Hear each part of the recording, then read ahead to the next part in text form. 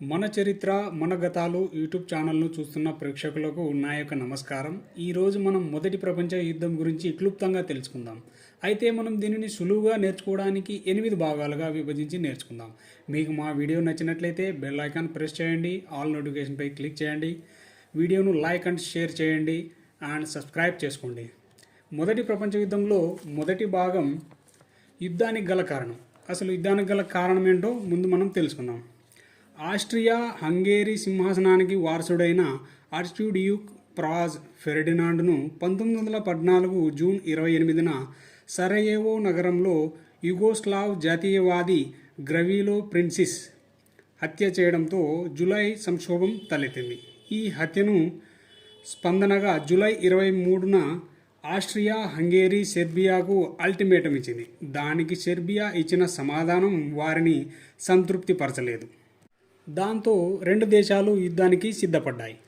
ఇక రెండవ భాగం యుద్ధం జరిగిన తేదీ 1914 జూన్ 28 నుంచి మొదలై 1918 నవంబర్ 11న కాల్పుల విరమణపై 1919 జూన్ 28న సంతకం చేశారు.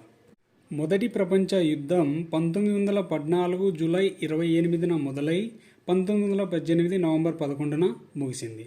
ఈ యుద్ధం యొక్క పూర్తి సమయం ఎంతయా అంటే 4 సంవత్సరాల 3 నెలల 2 వారాలు. ఇక మూడవ భాగానికి వస్తే యుద్ధం జరిగిన ప్రదేశం ఐరోపా, ఆఫ్రికా, మధ్యప్రాచ్యం, పసిఫిక్ ద్వీపాలు, చైనా, హిందూ మహాసముద్రం, ఉత్తర దక్షిణ అట్లాంటిక్ మహాసముద్రాలు ఈ యుద్ధం జరిగిన ప్రదేశాలు. ఇక ఈ యుద్ధంలో 4వ భాగం వచ్చేసి యుద్ధంలో పాల్గొన్న ప్రత్యర్థులు. దీనికి సంబంధించిన సమాచారం నేను స్క్రీన్పై చార్ట్ రూపంలో ఇవ్వడం జరిగింది, అక్కడ నుండి మీరు చూడగలరు. అలాగే యుద్ధంలో 5వ భాగం ప్రత్యర్థుల దేశాల సేనాపతులు మరియు నాయకులు. చూడండి. ఇక 6వ భాగం యుద్ధం జరిగిన విధానం గురించి మనం తెలుసుకుందాం. జాగ్రత్తగా వినండి. 1914 జూలై 28న ఆస్ట్రియా హంగేరీ సెర్బియా రాజధాని బెల్గ్రేడ్పై దాడి చేశాక రష్యా సెర్బియాకు దన్నుగా నిలవాలని భావించి సమీకరణ మొదలుపెట్టింది. జూలై 30న రష్యా సంపూర్ణ సమీకరణ ప్రకటించింది. 31న ఆస్ట్రియా హంగేరీ జర్మనీలు కూడా సమీకరణలు ప్రకటించాయి. రష్యా సమీకరణలను ఆపాలని 12 గంటల్లోగా నిస్సమీకరణ చేయాలని జర్మనీ డిమాండ్ చేసింది. రష్యా ఈ డిమాండ్ను తోసిపుచ్చడంతో ఆగస్టు 1న జర్మనీ ఆస్ట్రియా హంగేరీకి మద్దతుగా రష్యాపై యుద్ధం ప్రకటించింది. ఆగస్టు 6న ఆస్ట్రియా హంగేరీ కూడా రష్యాపై యుద్ధం ప్రకటించింది. ఆగస్టు 3న రష్యాకు మద్దతుగా ఫ్రాన్స్ కూడా సమీకరణ ప్రకటించింది. అదేవిధంగా ఆగస్టు 3న జర్మనీ ఫ్రాన్స్పై యుద్ధం ప్రకటించింది. అదే రోజున బెల్జియంలోని ఏ ప్రాంతం నుండైనా తమ సైన్యాన్ని వెళ్ళనివ్వాలని, దాన్ని అడ్డుకోరాదని డిమాండ్ చేస్తూ బెల్జియం ప్రభుత్వానికి జర్మనీ అల్టిమేటం పంపింది. బెల్జియం దాన్ని నిరాకరించింది. దీంతో ఆగస్టు 4 తెల్లవారుజామున జర్మనీ బెల్జియంపై దాడి చేసింది.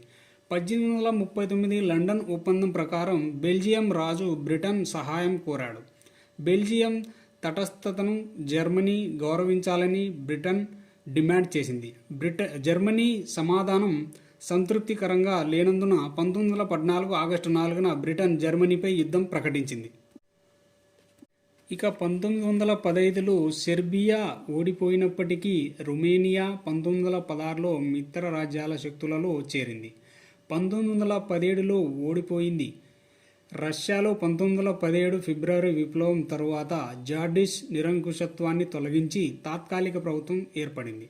కానీ యుద్ధం వ్యయం పట్ల నిరంతర అసంతృప్తి అక్టోబర్ విప్లవానికి, సోవియట్ సోషలిస్ట్ రిపబ్లిక్ ఏర్పాటుకు, బ్రెస్ట్ లివోవ్ ఒప్పందంపై 1918 మార్చిలో కొత్త ప్రభుత్వం సంతకం చేయడానికి దారితీసింది. దీంతో యుద్ధంలో రష్యా ప్రమేయం ముగిసింది. తూర్పు నుండి పశ్చిమ రంగానికి పెద్ద సంఖ్యలో జర్మన్ దళాలను బదిలీ చేయడానికి వీలైంది. దీని ఫలితంగా 1918 మార్చిలో జర్మన్ దాడి జరిగింది. ఈ దాడి తొలుత విజయవంతమైంది కానీ నిర్ణయాత్మక విజయాన్ని సాధించడంలో విఫలమైంది. మిత్ర రాజ్యాలు తమ 100 రోజుల దాడిలో జర్మనీని వెనక్కి నెట్టాయి. 1918 సెప్టెంబర్ 29న యుద్ధ విరమణపై సంతకం చేసిన మొట్టమొదటి సెంట్రల్ పవర్ బల్గేరియా. అక్టోబర్ 30న ఉస్మానియా అంటే ఒట్టోమాన్, ఆంగ్లంలో పాత పేరు తురుకు కూడా సామ్రాజ్యం లొంగిపోయి 3 రోజు కాల్పుల విరమణపై సంతకం చేసింది. నవంబర్ 4న ఆస్ట్రో హంగేరియన్ సామ్రాజ్యం విల్లా గియుస్టి కాల్పుల విరమణకు అంగీకరించింది. జర్మనీ మిత్ర దేశాలు ఓడిపోవడం, దేశంలో తిరుగుబాటు, మిలిటరీ ఇకపై పోరాటానికి ఇష్టపడకపోవడం వగైరాలతో కైజర్ విల్హెల్మ్ను నవంబర్ 9న పదవీచ్యుతుణ్ణి చేశారు. 1918 నవంబర్ 11న జర్మనీ కాల్పుల విరమణపై సంతకం చేయడంతో యుద్ధం ముగిసింది. అలాగే మొదటి ప్రపంచ యుద్ధం ప్రపంచంలోని రాజకీయ, సాంస్కృతిక, ఆర్థిక, సామాజిక వాతావరణంలో ఒక ముఖ్యమైన మలుపు. రెండవ పారిశ్రామిక విప్లవానికి పాక్స్ బ్రిటానికా ముగింపుకు గుర్తుగా ఈ యుద్ధాన్ని పరిగణిస్తారు. యుద్ధం దాని తక్షణ పరిమాణాలు అనేక విప్లవాలు, తిరుగుబాట్లను లేవనెత్తాయి. Big four Britain, France, America, Italy 1919 Paris శాంతి సదస్సులో అంగీకరించిన వరుస ఒప్పందాల ద్వారా ఓడిపోయిన దేశాలపై తమ నిబంధనలను విధించాయి. వీటిలో ప్రసిద్ధమైనది జర్మనీ ఓటమిని అంగీకరించిన వైర్లెస్ ఒప్పందం. అంతిమంగా యుద్ధం ఫలితంగా ఆస్ట్రో హంగేరియన్, జర్మన్, ఉస్మానియా, రష్యన్ సామ్రాజ్యాలు ఉనికిలో లేకుండా పోయాయి. వాటి అవశేషాల నుండి అనేక కొత్త దేశాలు వెలుగు చూశాయి. అయితే మిత్ర రాజ్యాలు విజయం సాధించినప్పటికీ కేవలం 20 సంవత్సరాల తరువాత రెండవ మొదటి ప్రపంచ యుద్ధం యొక్క ఫలితంలో చూసుకుంటే మిత్ర రాజ్యాల విజయం, German, Russia, Ottoman, Austro Hungarian సామ్రాజ్యాల పతనం, ఐరోపా, మధ్యప్రాచ్యాత కొత్త దేశాల ఏర్పాటు, జర్మనీ వలసలను ఇతర సామ్రాజ్యాలకు బదిలీ, నానాజాతి సమితి ఏర్పాటు. ప్లీజ్ మా ఛానల్ను సబ్స్క్రైబ్ చేసుకోండి. ధన్యవాదాలు.